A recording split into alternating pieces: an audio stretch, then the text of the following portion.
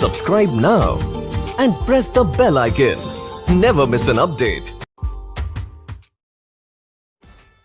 Cell के बारे में पढ़ रहे हैं।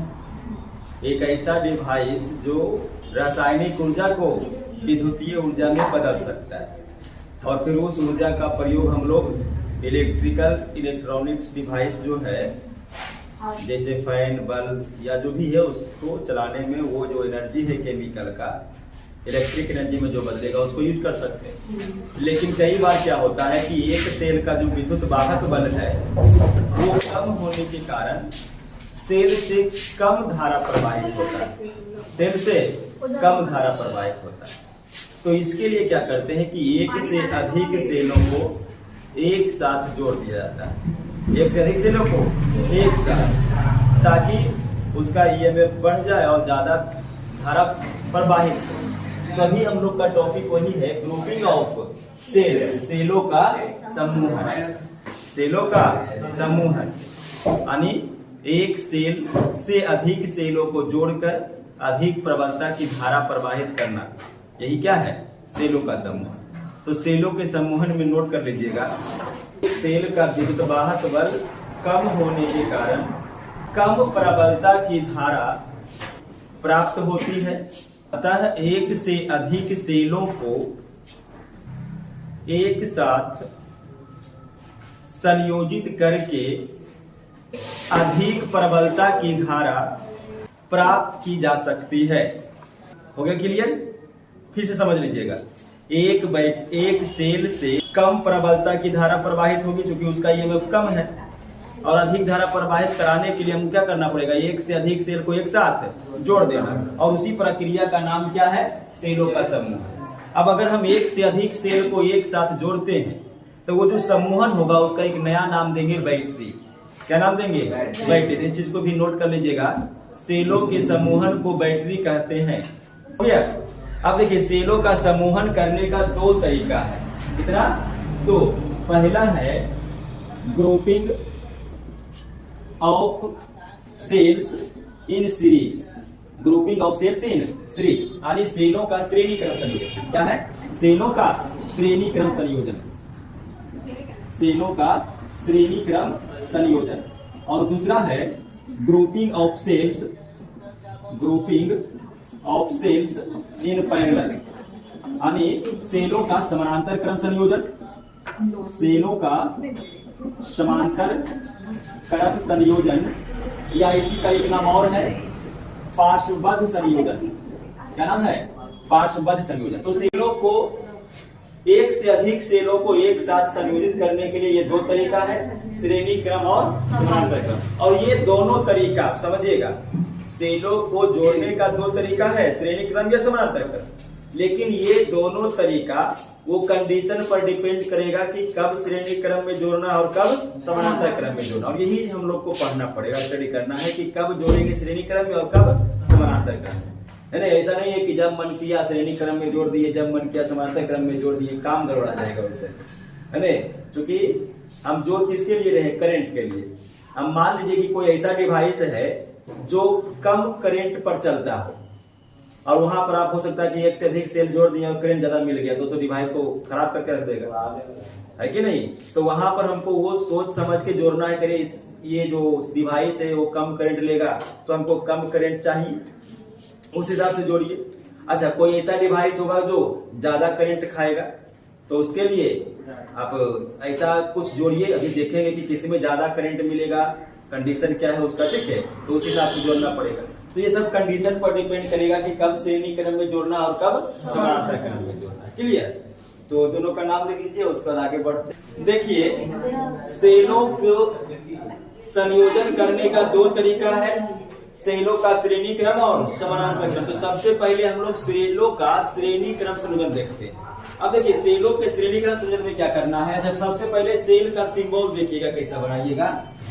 ये बड़ा बड़ा टर्मिनल जो होगा वो पॉजिटिव होगा और ये छोटा वाला नेगेटिव होगा। अब देखिए, आपको बताए थे कि जो एक सेल होता है उसका कुछ विद्युत वाहक बल होता है और कुछ आंतरिक प्रतिरोध भी होता है। तो इसका जो आंतरिक प्रतिरोध होगा उसको आप इस रूप में आंतरिक प्रतिरोध को R से और इसका EMF जो होगा उसको E से। ये पहला सेल हुआ। उसके बाद एक सेल और है, ये प्लस वाला टर्मिनल आंतरिक प्रतिरोध और ये माइनस वाला टर्मिनल, ये E हो गया और ये R हो गया। एक आध सेल और है, इसका आंतरिक प्रतिरोध R और E। और इसी तरह से करते करते मान लीजिए कि बहुत सारा सेल आप इसमें जोड़ सकते हैं, जितना आपको जरूरत पड़ेगा उस हिसाब से। ये E और ये R, मान लीजिए कि ये इस हिसाब से N सेल जुटा हुआ। कितने सेल? N cell. N मतलब नंबर, जितना भी नंबर आपको जोड़ना है 1 2 3 N सेल, इस प्रकार से। ये तो हो गया कि सेल है, अभी जोड़े नहीं है। अब श्रेणी क्रम में जोड़ने के लिए करना क्या है, ये जो सेल का पहला सेल का ऋण ध्रुव होगा, देखिए निगेटिव वाला, उसको दूसरा सेल के पॉजिटिव से जोड़ दीजिए। उसके बाद दूसरा का जो पॉजिटिव है उसको तीसरा, दूसरा का जो निगेटिव है उसको तीसरा के पॉजिटिव से जोड़ दीजिए। और ऐसे करते करते जितना भी सेल है N सेल को आप इस प्रकार से जोड़ सकते हैं। अब ऐसा जब करेंगे, जोड़ दिए सब सेल को, अब एक सेल का पहला सेल का देखिए प्लस बचा हुआ रह जाएगा और अंतिम सेल का माइनस बचा हुआ रह जाएगा। अब यही दोनों के बीच आपको लोड डाल देना है। लोड मतलब जो भी आप उपकरण चलाना चाहें, ठीक है, फैन बल्ब या जो भी है, ठीक है। तो यही आपका जो बीच में है वो प्रतिरोध, यानी कि R भी आप लिख सकते हैं या लोड लिख सकते हैं। जैसे फैन लगा दीजिए तो फैन का भी प्रतिरोध होगा ना, बल्ब लगा दीजिएगा तो बल्ब का प्रतिरोध होगा। चाहे तो आप इसमें स्विच वगैरह जो भी है अपना लगा सकते हैं, ठीक है। तो ये हो गया सेलों के श्रेणी क्रम संयोजन करने का तरीका। जितना भी सेल है, पहला सेल के ऋण ध्रुव को दूसरा के धन ध्रुव से, दूसरा का ऋण ध्रुव तीसरा के धन ध्रुव से, इसी प्रकार से N सेल को जोड़ दीजिए। पहला सेल का प्लस बच जाएगा और अंतिम सेल का माइनस, वही दोनों के बीच आपको लोड डाल देना है, ठीक है। उसके बाद यहाँ पर चलिए प्लस माइनस दर्शा देते हैं। अब अगर ऐसा करते हैं तो हमको करंट मिलेगा कितना, ठीक है। अब देखिए आप करंट के बारे में पढ़े हुए हैं, I इक्वल टू क्या होता है, वोल्टेज बटा R। देखिए यहाँ पर अगर हम देखते हैं कि I इक्वल टू वोल्टेज बटा R, तो टोटल वोल्टेज कितना होगा और टोटल R कितना होगा, क्योंकि देखिए 1 2 3 4 कितना N R है और एक R यहाँ जो बाहर से आप लोड डाले, तो टोटल R निकालना पड़ेगा और टोटल EMF निकालना पड़ेगा, यानी कि टोटल वोल्टेज निकालना पड़ेगा। ये सबको निकालना पड़ेगा। तो अब यहाँ पर हम लोग देखते हैं कि N सेल किस में जुड़े हुए हैं, श्रेणी क्रम में जुड़े हैं। इसीलिए कुल विद्युत वाहक बल, कुल विद्युत वाहक बल यानी EMF। अब देखिए बच्चा, एक सेल का EMF कितना है, E, फिर एक सेल का E, फिर एक सेल का E, इसे करते करते कहां तक, N तक। तो कितना हो जाएगा N E। किसी भी संख्या को आप N बार करिएगा तो गुणा हो जाएगा N E। जैसे 2 + 2 + 2 + 2 करते चले जाइए, आप डायरेक्ट गुणा करके निकाल सकते हैं। तो देखिए सेल का टोटल EMF कितना निकल गया, N E। अब निकाल लेते हैं कुल प्रतिरोध, क्या निकाल लेते हैं, परिपथ का कुल प्रतिरोध। अब ध्यान दीजिएगा ये छोटू, कुल प्रतिरोध अगर निकालने जाएंगे तो देखिए ये जो आंतरिक प्रतिरोध है स्मॉल r, ये किस में जुड़ा हुआ है, श्रेणी क्रम में। अगर ये श्रेणी क्रम में है तो ये वाला R भी किस में है, श्रेणी क्रम, क्योंकि पूरा एक सर्किट में ही तो जुटा हुआ है। और श्रेणी क्रम में कुल प्रतिरोध क्या होता है, कुल प्रतिरोध R1 + R2 + R3, ऐसा करते करते कहां तक, N तक। और फिर एक और बड़का प्रतिरोध जुटा हुआ है तो प्लस R। देखिए श्रेणी क्रम में जितना भी प्रतिरोध है सबको जोड़ दीजिए, श्रेणी क्रम का रूल यही। तो देखिए ये टोटल कितना मिलेगा, N R और प्लस कैपिटल R।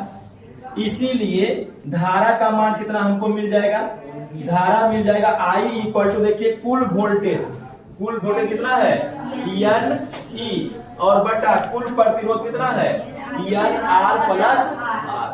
तो ये देखिए सेलों के श्रेणी क्रम संयोजन में इतना करंट हम लोग को मिलेगा।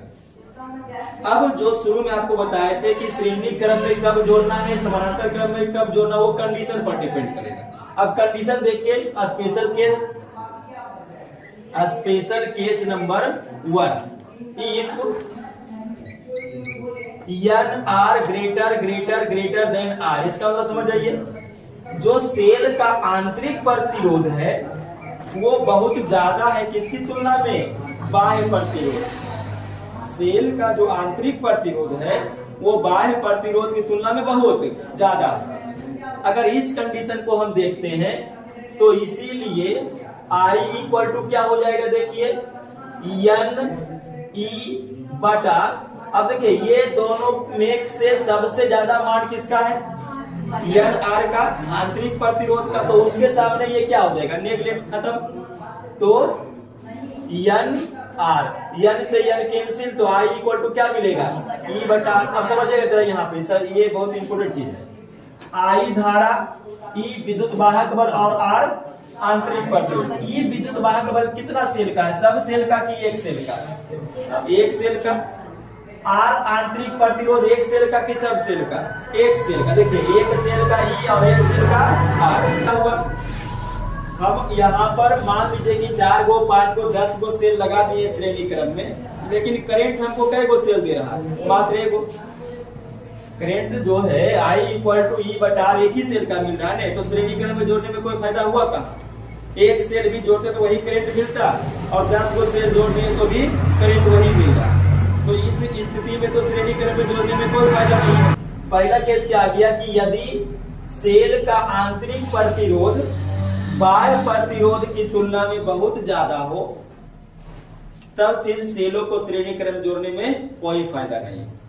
उतना ही करंट आप एक सेल से ले सकते हैं जितना भी n सेल को आप श्रेणी क्रम में जोड़िएगा, कोई फायदा नहीं। लेकिन कंडीशन नंबर 2 जरा देखिएगा, तो अगर मान लीजिए उल्टा, अभी बाह्य प्रतिरोध का मान ज्यादा हो जाए और आंतरिक प्रतिरोध कम हो जाए। जिसे इसको सिंपल एग्जाम्पल समझिए कि हम यहाँ पर 10 को बैटरी जोड़ दिए और हमको एगो मात्र बल्ब जलाना है, एलईडी। आंतरिक प्रतिरोध बल्ब का कम है, लेकिन यहाँ पर अब उल्टा हो गया कि हम मान लीजिए कि यहाँ पर हमको रेफ्रिजरेटर चलाना है, फ्रिज चलाना है, टीवी चलाना है, प्रतिरोध का मान बढ़ गया। अगर ये बढ़ गया तो इसका मान क्या हो गया, कम हो गया। अब करंट में क्या आएगा परिवर्तन, देखिए I इक्वल टू क्या है, बटा n R प्लस R। अब देखिए ये बहुत ज्यादा है, ये बहुत कम है, तो इसके सामने ये क्या हो जाएगा, नेगलेक्ट, खत्म।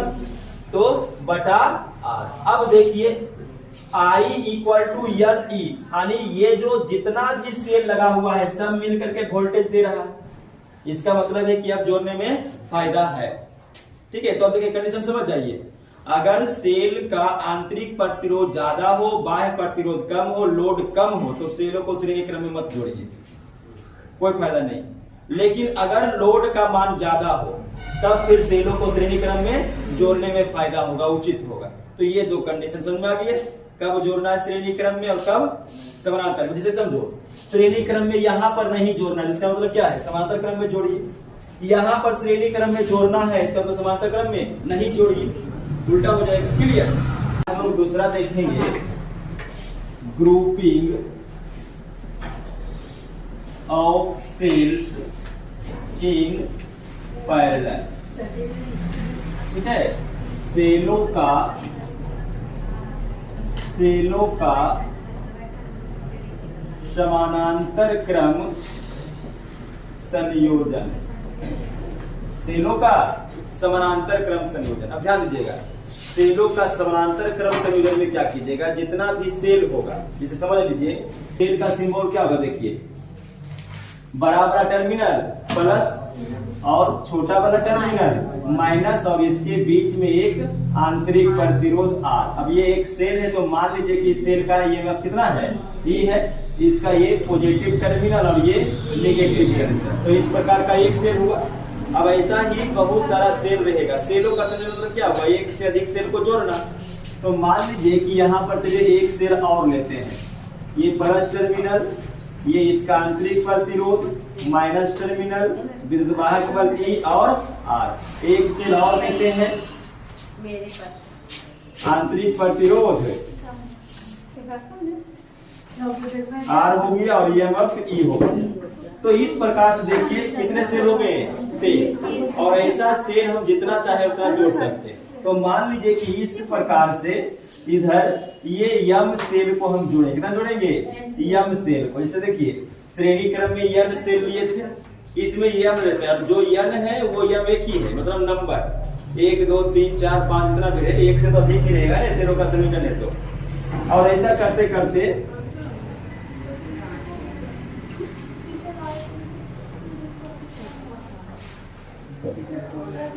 ये देखिए कितना सेल है, यम से कितना सेल, यम से। अब ध्यान दीजिएगा, सेलों के समानांतर क्रम संयोजन में क्या करना है, जितना भी सेल का धन ध्रुव है, जितना भी सेल का धन ध्रुव उसको एक साथ, और जितना भी सेल का ऋण ध्रुव उसको एक साथ, एक बिंदु पर एक छोर पर जोड़ देना है। जैसे देखिए ये प्लस वाला प्लस वाला प्लस वाला प्लस वाला सबको एक वायर से एक साथ आप कनेक्ट कर दीजिए, सबको एक वायर से एक साथ कनेक्ट कर दीजिए। मान लीजिए सबको कहां पर जोड़ दिए, एक पर। उसी प्रकार से जितना भी निगेटिव रहेगा सबको आप एक साथ दूसरे बिंदु पर जोड़ दीजिए, ठीक है। अब दोनों छोर पर जहां पर सभी सेलों का प्लस और जहां पर सभी सेलों का माइनस जुटा है वहां से अब आप लोड डाल सकते हैं। लोड मतलब बाह्य प्रतिरोध, जो भी इलेक्ट्रॉनिक उपकरण चलाना है, फैन बल्ब जो भी है, तो यहां से आप लोड डाल सकते हैं। तो ये लोड देखिए यहाँ पर प्रतिरोध हम लोग बाह्य प्रतिरोध लगा दिए हैं, कितना, कैपिटल आर। क्लियर, फिर से समझिएगा, सेलों के समानांतर क्रम संयोजन के लिए जितना भी सेल है उसके धन ध्रुव को एक साथ एक बिंदु पर और उसके ऋण ध्रुव को एक साथ दूसरे बिंदु पर जोड़कर पहले बिंदु और अंतिम बिंदु के बीच बाह्य प्रतिरोध यानी कि लोड लगा दिया जाता है। अब अगर ऐसा हम लोग करते हैं तो करंट का मान कितना मिलेगा, ठीक है। अब चूंकि देखिए करंट का जो बेसिक फॉर्मूला है I = वोल्टेज बटा प्रतिरोध। अब वोल्टेज देखिए 1 2 3 ऐसे करते करते कितना है, यम। तो सबसे पहले टोटल वोल्टेज निकालिए। प्रतिरोध भी देखिए 1 2 3 कितना, यम प्रतिरोध आंतरिक वाला और एक प्रतिरोध बाह्य वाला, इस प्रकार से। तो पहले सबका समतुल्य प्रतिरोध R निकालेंगे, उसके बाद V/R कर देंगे, I निकल जाएगा। तो यहाँ पर अब देखिएगा, चूंकि R आंतरिक प्रतिरोध किस में जुड़ा हुआ है, समानांतर क्रम में, तो लिखेंगे चूंकि R आंतरिक प्रतिरोध समानांतर क्रम में संयोजित है, इसलिए इनका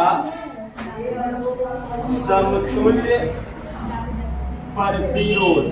अब देखो, अगर एक ही जैसा प्रतिरोध समानांतर क्रम में जुड़ा हुआ है तो उसके समतुल्य प्रतिरोध के लिए फॉर्मूला क्या है, प्रतिरोध का मान दीजिए और जितना प्रतिरोध जुड़ा हुआ उससे डिवाइड कीजिए। तो यम प्रतिरोध जुड़ा हुआ यम से जुड़ा हुआ है, अतः परिपथ का कुल प्रतिरोध। अब देखो यहां तक का निकल गया है R/M समतुल्य प्रतिरोध और एक बाह्य प्रतिरोध R और जुटा हुआ, तो इसको भी इसमें सम्मिलित करेंगे तो हो जाएगा ये पूरा के लिए सेल वाला के लिए R/M और प्लस एक बाह्य प्रतिरोध। अब इसका भिन्न का जोड़ करिएगा तो R + M R/M। इसीलिए अब परिपथ से प्रवाहित धारा निकाल लीजिएगा। परिपथ से प्रवाहित धारा, तो परिपथ से प्रवाहित धारा I = क्या हो जाएगा, वोल्टेज E और बटा प्रतिरोध। तो प्रतिरोध कितना है, R + M R/M। इसीलिए I = M ऊपर चला जाएगा, M E/R + EM। तो I निकल गया। अब देखिए यहाँ पर दो कंडीशन होगा, समानांतर क्रम में कब जोड़ना है कब नहीं जोड़ना है। देखिएगा special case, special case number 1 देखिए, यदि सेल का आंतरिक प्रतिरोध बाह्य प्रतिरोध की तुलना में अधिक हो, जो सेल है उसका आंतरिक प्रतिरोध बाह्य प्रतिरोध की तुलना में अधिक हो, यानी लोड कम हो और सेल का आंतरिक प्रतिरोध ही ज्यादा हो जाए। जैसे मान लीजिए कि इतना सेल हम लोग जोड़ दिए हैं समानांतर क्रम में और वहां पर एगो बल्ब खाली लगा दिए, तो बल्ब का प्रतिरोध तो बहुत कम है और सेल बहुत ज्यादा लगा हुआ है। तो उस स्थिति में क्या होगा, देखिए I equal to M E बटा, अब देखिए आंतरिक प्रतिरोध बहुत ज्यादा है तो ये और बाह्य प्रतिरोध बहुत कम है, तो आंतरिक प्रतिरोध के तुलना में बाह्य प्रतिरोध क्या हो जाएगा, नगण्य हो जाएगा। इसको हटा देंगे तो बटा आर केवल रह जाएगा। ध्यान दीजिएगा I इक्वल टू ई बटा आर, यानी वोल्टेज बटा प्रतिरोध, करेंट, और कई गो करंट मिलके दे रहा है एम सेल, यानी जितना सेल लगा हुआ है सभी मिल करके करंट दे रहा है। इसका मतलब क्या है कि अगर बाह्य प्रतिरोध का मान कम हो तो सेलों को समानांतर क्रम में जोड़ने में फायदा है। ठीक है, अगर बाह्य प्रतिरोध का मान कम हो तो सेलों को समानांतर क्रम में हम जोड़ सकते हैं। क्यों?